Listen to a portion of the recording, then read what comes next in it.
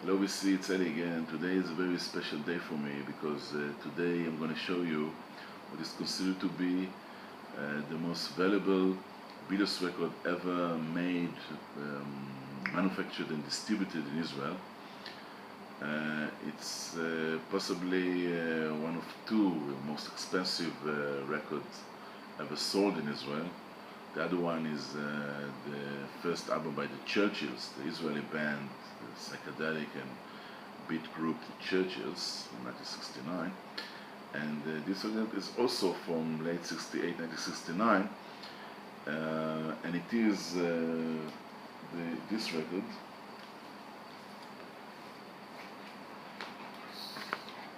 This is the Israeli Beatles Christmas single from late 68, from Christmas 1969, late 68, famous Christmas record. This is the label, which I'm going to show you maybe later in detail. Why it is so valuable. I made a long investigation or research about this because it is one of mystery. This record known to exist now today not more than 6 copies today known to exist worldwide. It was sold just recently more than 4,000 US dollars twice. So why it is so valuable, why it is so expensive, why it is so sought after? And the story begins, and this is according to my research, in late 1968, when the company that had the right to distribute and manufacture Beatles record in Israel, the company Disc, that was based in Tel Aviv city, got the White Album, this album, very famous White Album called the Beatles, but of course it's white, and they got worried. Why they got worried? Because you must remember that the Israeli market at that time was very small. Israel was not a rich country back then, and people had no money to spend for double album. Just remember, this was a double album. It is the Israeli album, the Israeli Beatles White Album. And you must take into consideration also that this is the 60s, and the white cover is not so appealing back then to the buying to the record buying people in Israel, or maybe all over the world, but in Israel especially. It was after Sgt. Pepper and after Magical Mystery Tour with their colorful covers, psychedelic covers, innovative covers. Of course, this one is very innovative. It was, of course, done on purpose, as everybody knows.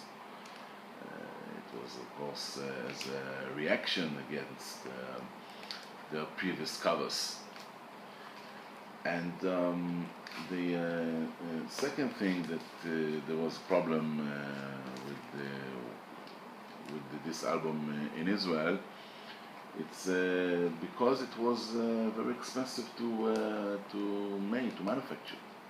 Double album, gatefold cover. This is the gatefold cover, Israeli gatefold cover, and of course there was other things in it that cost money to make. First of all, the famous poster. Yeah. Second, the photos. This is the Israeli photos. Before I've shown you the Israeli poster. These are the 4 photos. That's double. So these are the glossy Israeli photos and the glossy inner sleeves. In Israel, they were glossy. I'll open to you, see how it was made and why it was so expensive to produce. Of course, the retail price would be expensive. So probably not many will buy it. This record, not many will buy it also because the content is not so commercial. Probably it's you remember Number 9 Dream. At a Skelter, very heavy rock sound, and not many hits in the hit parade. Well, there were some Obladi Oblada, Back to USSR, and others, but this was a very innovative album, probably experimental somewhat, and you take all those facts into consideration. It was expensive to produce. The retail price would be expensive. Not so many people will buy it. So the director or the manager of Israeldisc, and this is of course according to my research, the late Avshalom Rubin, decided to establish an Israeli Beatles fan club, which had probably one aim, and it's to produce a single, a Beatles Christmas single, to add to the double album, the White Album. Now, I wrote some notes because this, of course, a long research. It's a long story. I'm going to do it in 2 parts. Probably I'm going to do it in 2 parts. I don't think I will end it. Maybe I will end it here. I don't know. As you know, in many places around the world there were a Beatles fan club, and the 2 most famous Beatles fan club were of course located in the United Kingdom, in England, and in the United States. And they used to send their fan club members what the Beatles made every Christmas. The message, the early message for Christmas, and I've got some British and Americans, so Americans and British, some, and they're all flexi discs. Flexi disc, as you might know, this is the flexi. See, it's flexi. Okay, and this was how it was made and was sent to the members of the fan clubs around the UK and the US. And Avshalom Rubin thought it would be a good idea to manufacture an Israeli Beatles fan club and give it with the double album. But first he had a trouble. He had one problem with the fan club, because there was already a fan club in Israel. I don't know if it was official. It was probably semi-official. I got a magazine. So many things here to show it to you. This is a tabloid magazine from the 6th of March 1969 in Israeli. The first tabloid magazine, Ha'olam Hazeh, This World. If you know, the Ofarim duo was successful in Britain. Cinderella Rockefeller, #1 hit in 1967, 68. And there was an article here in this world, in Olam Hazeh, about the feud between the so-called old fan club, Beatles fan club in Israel, and the new one. And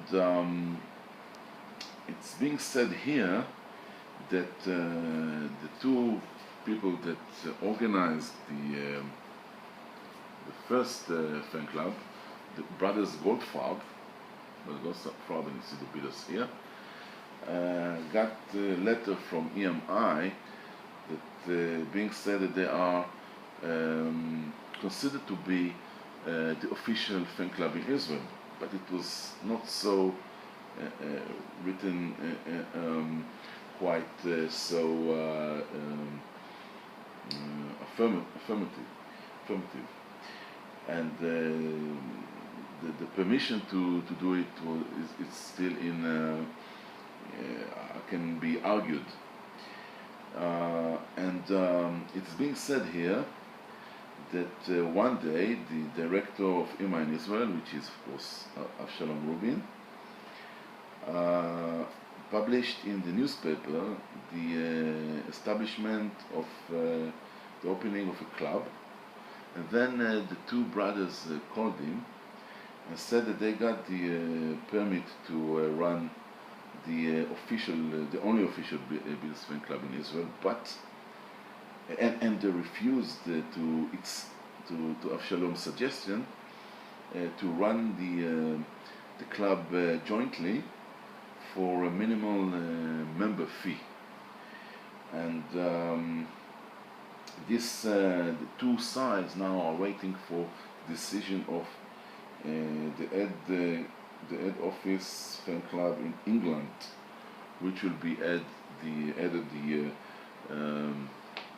Israeli fan club, Israeli bureau, and it's very strange, but it is part of the story.